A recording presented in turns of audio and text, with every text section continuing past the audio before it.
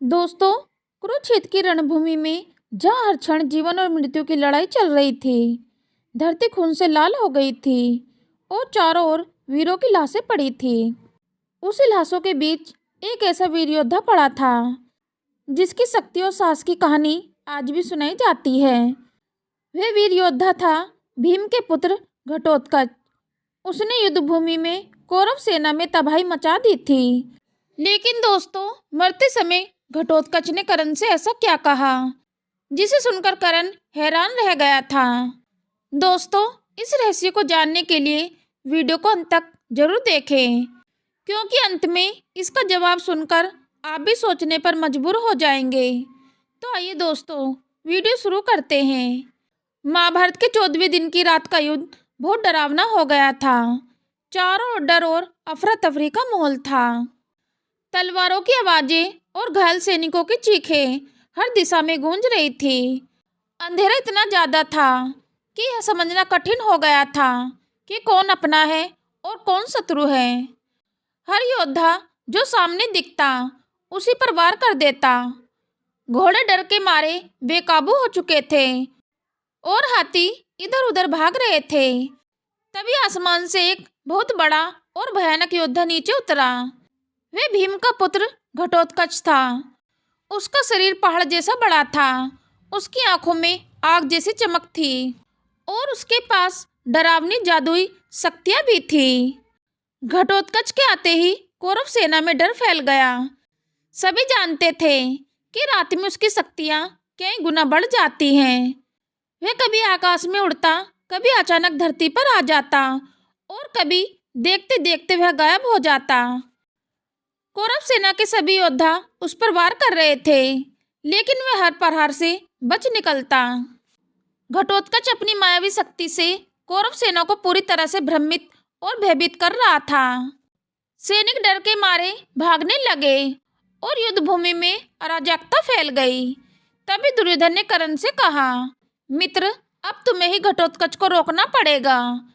अगर उसने हमारी सेना को और नुकसान पहुंचाया तो हम सब हार जाएंगे।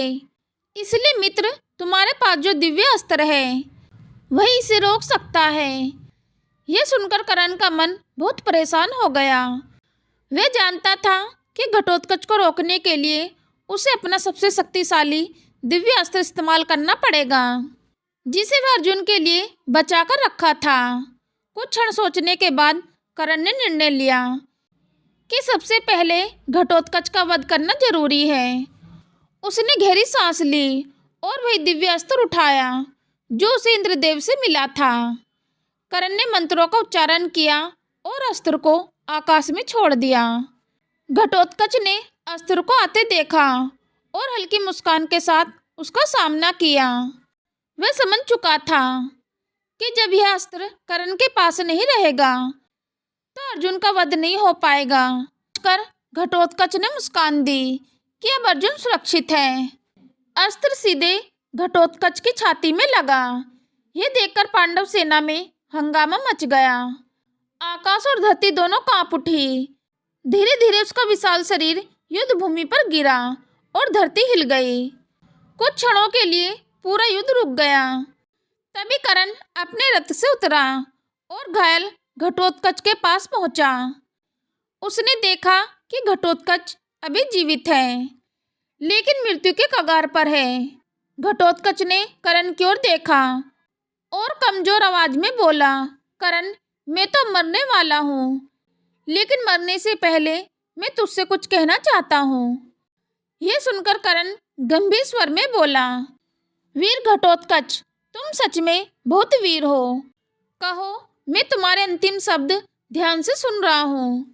घटोत्कच कमजोर आवाज में बोला, कर्ण, मुझे कोई भी नहीं मार सकता। तुम सोच रहे हो कि तुमने मेरा वध कर दिया, लेकिन सच ये है कि तुमने मुझे नहीं मारा, बल्कि तुमने पांडवों को बचाया है।